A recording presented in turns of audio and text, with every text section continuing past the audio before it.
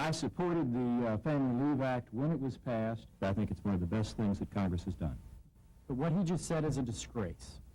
Earlier this congressional season, he fired a woman for becoming pregnant. When congressional candidates Sean Terry and Martin Frost tore into each other at a weekend debate, voters learned about a woman named Amy Glecklin. What are you doing? You trying to drink that Amy at the same time? She used to work for Martin Frost at the Democratic Congressional Campaign Committee in Washington, D.C. Now she's suing them both, saying they fired her when she informed them another daughter was on the way. So this really had nothing, absolutely nothing to do with performance. And so the question is, why did it happen? And the only difference is that I got pregnant.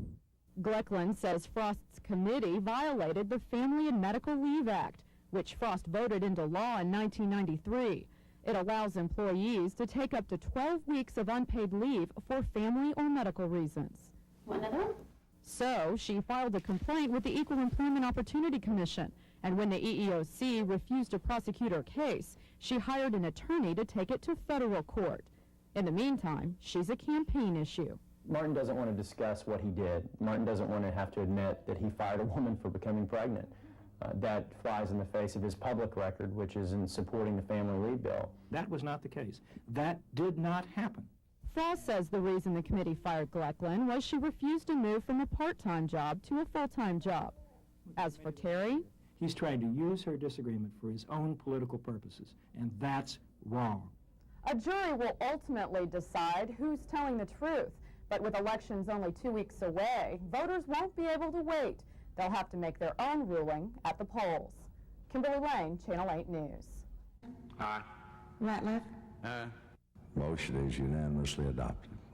This vote makes George Green Texas' newest millionaire. It also ends 4 years of fighting with lawmakers to collect $13.7 million. Lots of happiness. You already have wealth. Green got a handshake and an apology from the lieutenant governor, while the state's budget hawks received a lecture about the problems that still exist. Blaine, there is enough to go around the entire state of Texas. You made your allegations in good faith. We do not know today whether or not those allegations are true or not. Green says that still bothers him, too, because he can't be proud of his state. We got some sorry son of a bitches, too, running this operation. And I know that, pardon me, I'm no longer angry. I'm just disappointed.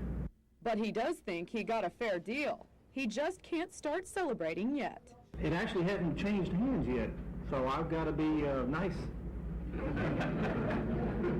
Even though George Green says justice is served, there's no welcome mat here at the state capitol for future whistleblowers, because the legislature passed a law earlier this year that severely limits damages it will pay. Kimberly Lang, KI Witness News.